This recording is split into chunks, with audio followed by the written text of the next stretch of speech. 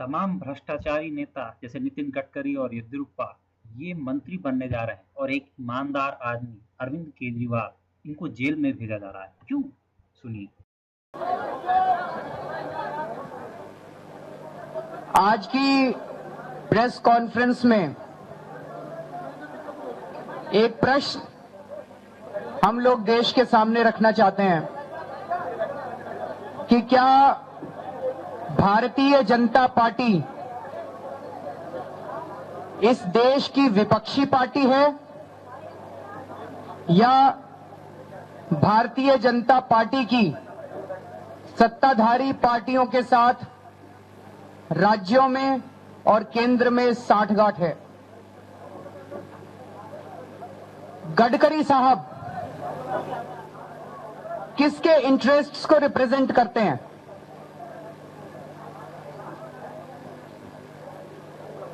गडकरी साहब का बहुत बड़ा बिजनेस एम्पायर है। उनके जो बिजनेस इंटरेस्ट्स हैं, उनके जो व्यावसायिक इंटरेस्ट्स हैं, क्या वो महाराष्ट्र के विदर्भा के किसानों के इंटरेस्ट से क्लैश कर रहे हैं? क्या उनमें कुछ विरोध है? और क्या महाराष्ट्र के अंदर जो गडकरी साहब के बिजनेस हैं वो विदर्भा के उन किसानों की कॉस्ट पे हो रहे हैं जो कि वहां पे आत्महत्या कर रहे हैं, उनकी कीमत पे हो रहे हैं? अंजलि दमानिया जो मेरे राइट साइड में बैठी हैं, उनकी इंट्रोडक्शन की किसी को जरूरत नहीं है। ये एक पेशे से डॉक्टर हैं, हाउसवाइफ थी, अपनी डॉक्टरी कर रही थी।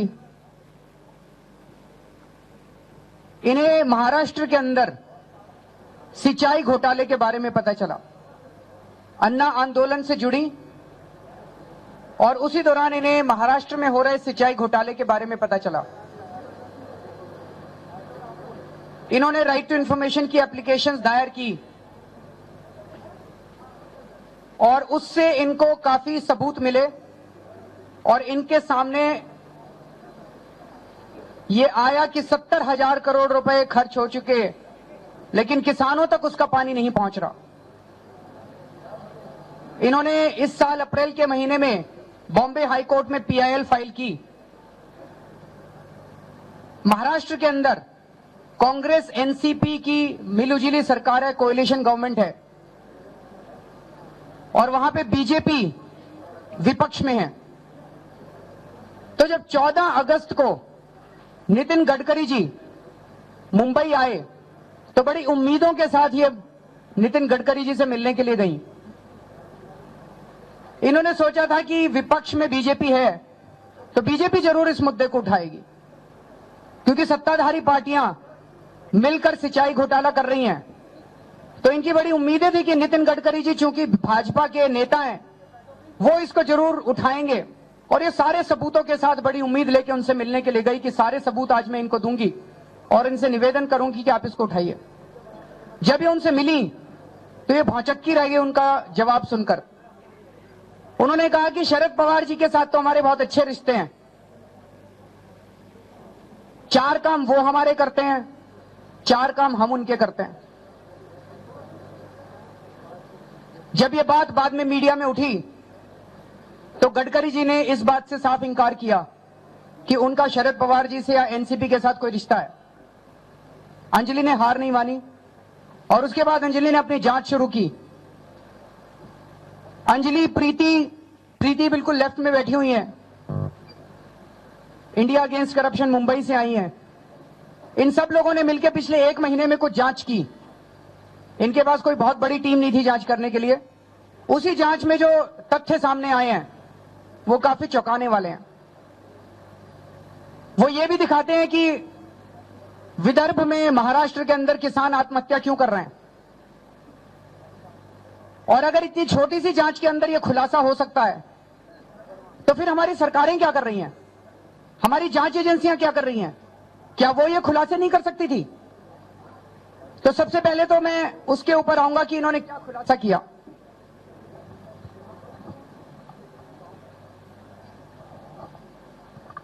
ये आपको जो प्रेस रिलीज दी गई है, इसमें आप एनेक्शर में आएंगे द स्टोरी ऑफ गजानन घड़गे एंड अदर विलेजर्स। महाराष्ट्र के नागपुर जिले में उमरेद तालुका में एक गांव है खुरसापुर। इस गांव के किसानों की जमीनें का अधिग्रहण किया गया।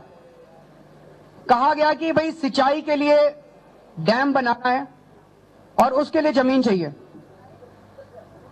जमीनों का अधिग्रहण किया गया। वहीं पे एक किसान है, उसका नाम है गजानन रामभावजी घड़गे। उसकी भी जमीन चली गई बेचारे की। लेकिन जैसा अक्सर होता है, जमीन चाहिए तो होती है 100 एकड़, अधिग्रहित कर ली जाती है 150 एकड़, ज्यादा जमीन ले ली जाती है। यहां भी ऐसा ही हुआ। जमीन चाहिए तो कम थी, ले ली गई ज्यादा। तो हालांकि उसकी जमीन अधिग्रहित हो गई थी, लेकिन वो खाली पड़ी हुई थी और वो उसके ऊपर सिंचाई लगातार कर रहा था। उसने इरिगेशन डिपार्टमेंट से परमिशन ले ली थी और वो उसके ऊपर लगातार सिंचाई कर रहा था। 1997 में ये बांध बन के कंप्लीट हो गया और लगभग 100 एकड़ जमीन ज्यादा दिखाई दी। बांध बन गया, लेकिन 100 एकड़ जमीन खाली पड़ी हुई थी जिसकी कोई जरूरत नहीं थी। तो 1997 में वहां के इरिगेशन इंजीनियर ने घड़गे को परमिशन दी कि आप 18 एकड़ जमीन के ऊपर खेती कर लीजिए। ये खेती करने की उसने परमिशन दी। इस दौरान 2000 में, सन 2000 में वहां के किसानों ने सरकार को चिट्ठी लिखी कि आपके पास फालतू जमीन है, हम खेती करना चाहते हैं, या तो आप वो जमीन हमें लीज पे दे दीजिए या आप हमें वापस बेच दीजिए, क्योंकि हमारे पास और कोई कमाने का जरिया नहीं है, हमारे पास यही सोर्स ऑफ इनकम है, आप ये जमीन हमें वापस कर दीजिए। सन 2002 में, 2 साल के बाद 2000 में इन्होंने चिट्ठी लिखी कि ये जमीन हमें वापस कर दीजिए, और उस चिट्ठी को इन्होंने विलासराव देशमुख जो मुख्यमंत्री थे उनको भेजा, सिंचाई मंत्री को भेजा, लैंड रेवेन्यू मिनिस्टर को भेजा, नागपुर के कलेक्टर को भेजा, नागपुर रिहैबिलिटेशन ऑफिसर को भेजा। 2 साल के बाद सिंचाई विभाग का जवाब आया कि आपकी जो जमीन ली गई है वो आप अब इस पे सिंचाई करना बंद कर दीजिए, क्योंकि हमें ये ब्यूटिफिकेशन के लिए चाहिए, सुंदरता सौंदर्यीकरण के लिए चाहिए, ब्यूटिफिकेशन करना है। और उनको मना किया गया कि आप सिंचाई कर सकते हैं। मजे की बात यह है कि 4 जून 2005 को नितिन गडकरी जी ने वहां के तत्कालीन सिंचाई मंत्री अजीत पवार को चिट्ठी लिखी कि मुझे पता चला है कि यहां 100 एकड़ जमीन खाली पड़ी हुई है और ये जमीन आप मुझे दे दीजिए। 4 जून को उन्होंने चिट्ठी लिखी और 8 जून को 4 दिन के अंदर तुरंत अजीत पवार जी ने उस पर कार्रवाई की, और कार्रवाई करके उन्होंने कहा, सिंचाई मंत्री ने, कि ये जो नितिन गडकरी जी की चिट्ठी आई है इसको VIDC, Vidarbha irrigation development corporation की अगली मीटिंग जो 22 जून को होने वाली थी उसमें तुरंत प्रस्तुत किया जाए। कितनी तेजी से काम हुआ।